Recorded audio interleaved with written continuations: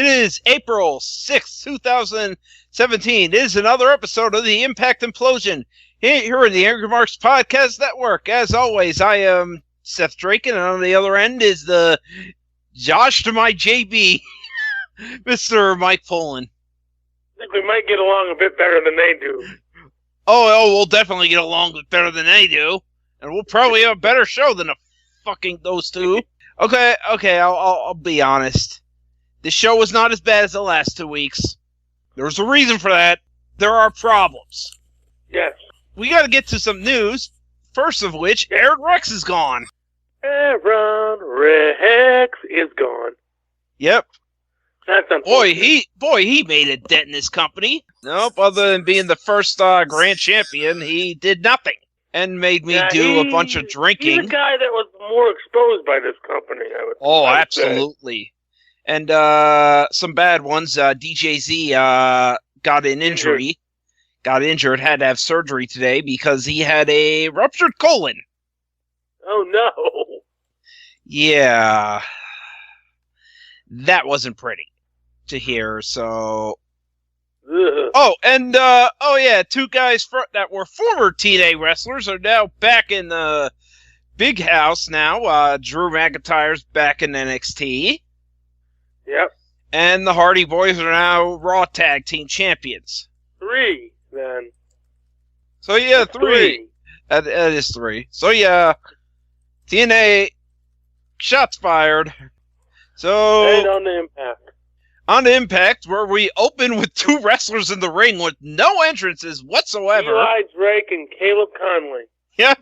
Starting off on my bad side, I see.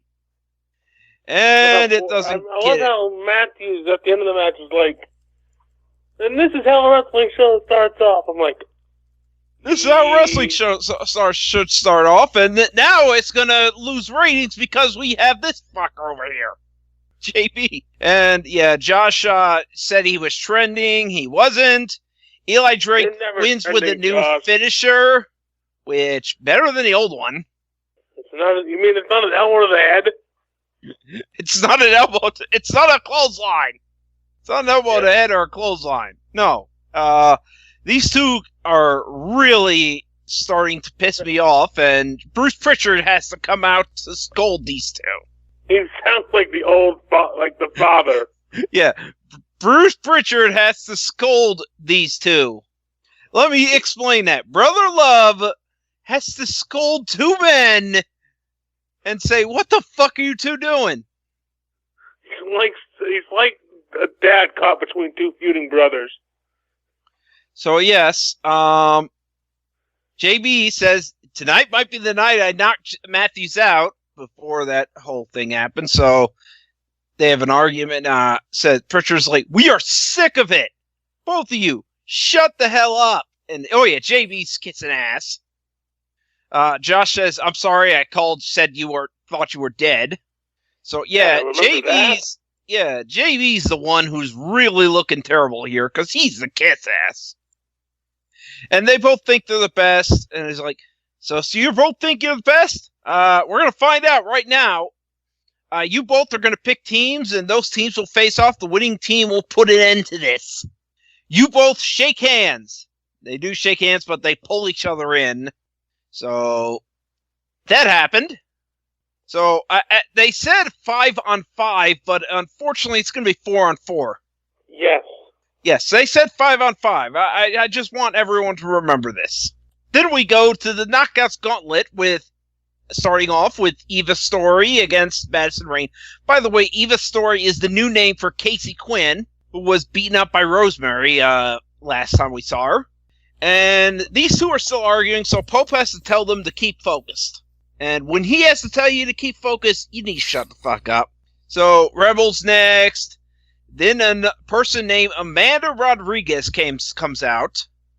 And I am looking at this like, I only know 2 of these people. NJ Jenkins comes out, and I'm not happy. Still in the... Diamante comes out, I'm like, okay, that's 3 people I know of. Amanda Rodriguez gets eliminated, and ODB comes out. And then Eva Story... I thought Brandy was supposed to be in this, too. She is. Just wait. Eva Story gets eliminated, and the final entrant is Brandy. Brandy was in this. So Diamante and Rebel get eliminated. MJ Jenkins then gets eliminated, despite being a powerhouse, despite her figure. And then Brandy Rhodes gets eliminated by Madison Rayne. So final two are Madison and ODB. So basically, no more over-the-top rope eliminations. It's now pinfall. And okay, ODB uses her finisher to beat ODB. Beat Madison. So ODB's #1 contender. Yeah. And they say the main event is our last man standing match. And by the way, not the main event. And Rockstar Spud asks, who is Josh Matthews going to pick? Who is JB going to pick? I basically had to, after Josh Matthews, say, I don't care as long as someone is off the commentary table. And here comes James Storm to cheers and stuff. James Storm tells the crowd the Cowboys back in the Impact Zone. And, by the way, Josh reveals there's a coin flip that we didn't see that Josh won. So he gets picked first. Said, I was at home last week and my son put on a cowboy hat and... I'm you, Daddy. I'm you. I'm the cowboy. And he's filled him with pride, so... And he mentioned that the highest rated show was when he won the world title. I really don't know if that's true. I think the highest... high rating show be for TNA? I think the highest rated show they had was a 1.5. I'm not sure on that, but... And it was when Hogan debuted, was during that infamous, where they got their asses kicked by Raw. Oh, yeah. They got a 1.5, Raw got like a 5 point something with the Bret Hart return. As he's talking about how he's back, the Cowboys back, DCC comes out, and Bram has a chair in hand, and Kingston goes off. He's angry. He is pissed. He lied to me. You are a liar. You are a liar. You came in and told us you would help us take over Impact. You even told us to wear this stupid mask, which he stomps on, and this stupid suit, which he takes off the tie too. I don't care about you or your bastard son. Ooh. And I'm like, ooh, fighting words. Bram ain't saying anything. He's letting Kingston just let it all out. He's like, I listened to everyone.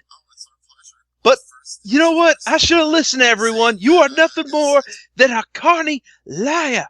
And Storm's like, you are begging for a job, but when I had you join this group. And don't forget, I was the one who put this group together and paid for these suits. Probably not much. You were supposed to win the tag titles, and I was supposed to win the TNA title. Well, I'm still on course on that. And oh, by the way, you must be a man breaking that mask. Plastic. And Kingston's like, you are a selfish little bitch. These are fighting Storm. Yeah, Kingston. Oh, man, he would not be good in the WWE system. He would have to tone down his freaking language. Because he curses a lot. So there's a reason he's never been brought up by Vince or by Triple H or anybody. He's had tryouts, but he chose TNA before WWE. I don't think WWE's going to call you anytime soon with your language, boy. So Storm super kicks Kingston, which looks like a myth. And then Bram thinks about it. Then he decides to go after Storm, and then he super kicks Bram. James Storm super kicked Bram in retaliation. So both members are out. Yep. And Pope's like, one of the most destructive trio is broken up. And I'm like, no, they weren't. No, they weren't. They never were. Stop lying, Pope. You're a liar. So we get a commercial break saying that X Division action is next. But first we get Don West with the brown bag special. I don't want to see what's in that brown bag. Apparently, please buy our shit. The guy that works here, Cindy Seidelman. I'm a big fan. I am a fan of yours, so. Okay, Shane Helms decides Everett's going to be in a triple threat match, and his opponents are going to be Marche, Rocket, and Suicide. And at this point, JB and Josh are still arguing, so I am like, knock this shit off. And then During the commercial break, the announcers formally tell us that if Everett doesn't win, he doesn't get a title shot against Lee anymore. And I'm like, I wish you had said this. Stipulation? I don't know. And why should he? He's lost twice. I know, but yeah, seriously, This storyline doesn't make sense. yeah. Everett anyways wins with a shooting star press that he can hit, unlike Shane McMahon. Next is the last man standing match time, which means our true main event is going to be these dumbasses choosing teams. Because. Why not? So, JV comes out and Eddie attacks him before the entrance. The bell rings, they start fighting in the crowd, and boy, this was a good match. As you would expect. This was really good. These two just beat the hell out of each other. Eddie crashed into a garbage can you normally put out on the street. Ooh, wasn't like the gimmicked one that we usually see in these type of matches? No, a trash bin. Okay, a trash bin. He crashed into a trash bin. You might have right. No, that's one of the gimmicked ones that we usually see. It might be gimmicked, but it's not those like the trash cans. Yeah. So apparently Alicia's been told not to be here, and Eddie pumps Davey on the steel chairs. Angelique causes a distraction. Davey hits Eddie with the chair. Then we get some superflexes onto a pile of chairs. ECW spot. And sort of. It looks like Eddie's going to get up, but Davey stops the ref from counting because he wants to cause more damage, and Alicia shows up. Angelina gives Davey a chain, and Davey hits Eddie with the chain fist several times, and this starts choking him with the chain. And once again, Eddie's going to get up before the count of 10, so Davey's like, no, I'm beating this guy up some more. Yep. Yeah, basically, this was what the match was basically Eddie was getting his ass kicked. But Eddie made some nice moves, belly-to-belly throw into the turnbuckle. Eddie starts slamming the steel chair into Davey's head. We have a Tree of Woe spot set up with the steel chair and drop kick into the chair. By the way, Davey Richards had a concussion once, so... And then Eddie... multiple times. Yeah. Had a concussion that almost cost him mission action. Eddie puts Davey's head on the chair and double stomps it. And when I say put him in the chair, he wrapped it around his neck. Ooh, that spot. As in,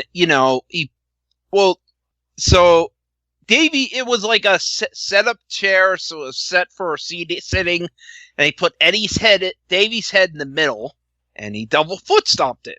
They start fighting. Angelina and Alicia start fighting each other. Alicia is thrown into the barricade after she starts whipping Angelina with the belt she brought with her, and Eddie is about to hit Davey with the chair, but Davey hits him with his own chair because Eddie was watching the women fight while Davey was getting up. Stupid idiot. Yeah. Didn't see that. And Davey starts wrapping the chain around his foot, and he's about to kick him, but then thinks about it, and he's like, I don't know, man. And Angelina was like, do it for me, man. Kisses him. Davey hits the creeping death and wins, because that's 10 count, that's it. Davey's basically the top heel, and Eddie looks like an idiot. Of course. This was really a good match, though. Despite his stupidity, this was a great match. And sadly, that was not the main event. Sadly, it wasn't even the last match, apparently, because Alberto El Patron came out next. Actually, they played a video of LAX partying at a nightclub. And then we had James Storm recording studios with the guys who wrote Long Necks and Rednecks, because they're going to update it. Oh, boy. And by the way, El Patron versus some dude whose name I was not able to catch. I didn't see this match because my dog was in pain and I had to take care of her, so I didn't see most of El Patron's stuff. He won with the corner double foot stomp, apparently. I'm reading this, which I thought they got rid of that finish. He said, called out Lashley, and you'd think he wait for Lashley in the ring. No, they play his music. Cut to a backstage interview with Allie and Braxton Sutter. They're interrupted by KM and Sienna. Start fighting, and Karen Raptor comes out and says she books a tag match next week. And then they play a video of Fury will be unleashed. It's Sienna, and by the way, once again, it's Congo Kong. I'd like to remind you next week, it's Congo Kong. Well, I know Kev has met. We haven't. Kev has talked to it. But okay, so we'll see how good he is. JB and Matthews have to pick their teams now. Oh, goody. These two fuckers. Oh, but first we get a promo for the Veterans of War that are coming to Impact that are Crimson and Gunner. I can tell by the faces. I can tell one of them was Gunner and somebody performed, the other one was Crimson. Fucking A, Crimson Gunner. Oh, and poor timing because a few minutes before this, Donald Trump decided to have our military fire like some bunch of Tomahawk missiles at Syria. Oh, they couldn't have known that was going to happen at that point. What? You should have cut that. Seriously, that happened. You seriously could not have cut this and said, "Oh shit, we cannot air this. We cannot air this right now. We need to repackage these guys already." Yeah. No, we can do this Veterans of War thing another week, but we cannot do this today. We can't do this. It's like that thing they did with WWE did with Muhammad Hassan and The Undertaker when they had him taken out, and then you had the London bombings like that same week. Yeah, that same day, actually. Shit, but it was taped, and then the London bombings happened, and then they had to air the SmackDown. Shit, God yeah. damn it. God damn it, you're right. By the way, that stuff was before the LAX promo and the James Storm segment. So, and JB also did a Make Impact Great Again. So here we go. Thanks for everyone that stuck by us, even though our product's been terrible. Yeah. JB starts kissing ass again, and Josh is like, "Dude, stop it." Either one of these two guys are likable. And then they start continuing to be unlikable, and by arguing and just like, make your picks, you two. So Josh chooses Franklin, and he's like, I bet that was your first pick too. And he's like, no. JB is like, I picked the man who everyone in Impact, and I thought beat this man. And I was like, no. He cheated. And JB proving what an idiot he is, because why wouldn't the champion be your first pick? Yeah. By the way, JB, El Patron cheated. You're okay with this still. You're okay with him cheating. Neither one of these fuckers comes off as likable in this thing. Franklin's the only likable one here, and he has to take a Josh Matthews t-shirt. Oh, God. Take it and burn it. I know. So the second picks are in. Josh chooses Bram, and JB's chooses Chris Adonis. Chris Masters. Chris Mordetsky last time he was here. Yep. So he's Chris Adonis now. Oh, God damn it, JB. You're gonna do this? You're gonna be like, this was a great pickup? No. So no. Josh's third pick is Eli Drake, and of course Tyrus is his fourth pick. And he says, "Get him, boys!" Josh is Morgan. Yeah, because Morgan comes out to try to, and time is up. So you go to a website, and by the way, I knew who it was, but I did anyways. Morgan gets his ass kicked. It's Magnus Cleat's house. And he goes after Bram, which is a good callback to. Oh yeah, he goes after Bram. Yeah, there were buddies. So yeah, despite the commentary issues, despite the BS, I gave this a C. I'm sorry, I cannot give this a B+. I cannot give this. It should have been the main event. It should have been. Should have been where they put the partners. So you're gonna once again give this a better review than I did. I can't give this a B, no matter what. I got to give this I a said C. C plus. Oh, I thought you said B plus. No, I said C. Okay, C I plus. said the main event should have been the last man standing, and the middle segment should have been where they chose the partners. That's me. I put a C. I don't do C pluses or minuses, but I put this as C, so I guess we're even on that one. Although I did not like the show as much as you did. I'm probably going to be once again criticized for being the negative Nancy here, but the commentary, the fact that it's an issue, but it won't be for much longer. The Knockouts Gauntlet match, I had no idea who half these people were. I had no idea. They're trying to bring in new knockouts, but they're trying to bring them in all at once. Yeah, I have no idea who half building them up. I have no idea who half these people were. You did not bring. You changed Casey Quinn's name in the middle, and so I was like, "Where's Casey Quinn?" I'm like, "Oh, that's her. I forgot." So you call her Ava Story now. You changed her name in the middle now. You basically bring in these two. Amanda Rodriguez is useless, basically. She is useless. She's the first one eliminated. MK Jenkins. Apparently, she's the one that came in from on a bus and stuff, and basically that she's hired apparently now because she impressed them by her showing up. You showed up. You get a job. You showed up. You took a bus from New York City to Orlando. You showed up from New York City to Orlando from a bus. You took buses to get here. Select Express. No, she took several buses to get here. So they liked her dedication, so she's hired. She's part of I wish it was that easy. She was, so yeah, she was here just for a match, but they liked her, for this taping. She'll be on the Knockdown pay-per-view that'll air sometime. Yeah, she was just here for this tapings, but she's part of the roster now because they were impressed with her, determination. We need to fill a spot. No, they were impressed by her determination. They, were impressed. So, yeah, she's been hired. She was made to look like the powerhouse before the end of it, before she got eliminated.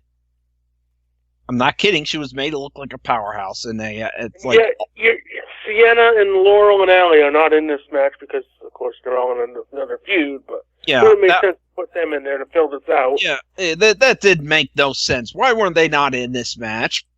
Why? They had Allie and Sienna eliminate each other and build it up that way. Yeah, Laurel Van Ness just go crazy and go after them over the top rope because she's crazy. Impact was okay-ish at the end of the day. I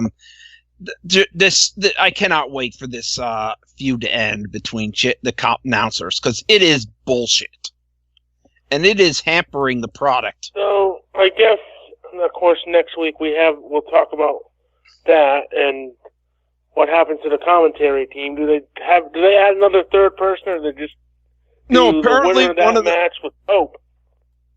Apparently, one of those people is staying, and the other one's going to be something else. And Josh already does the social media stuff, I guess. Yeah. Which your social media guy hates people on social media. That's a good look. No, it's him. Tremendous. So it's him. He's a prick. So. Yeah.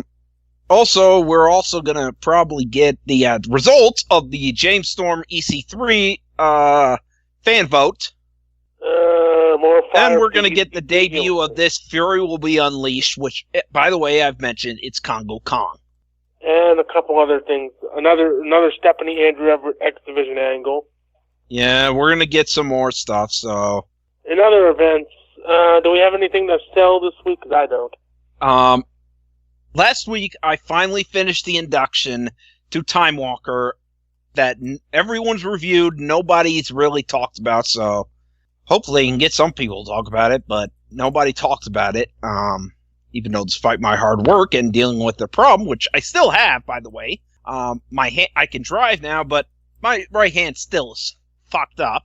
Ah, shoot. So yeah, do you have anything to sell? Nope, not this week. I think we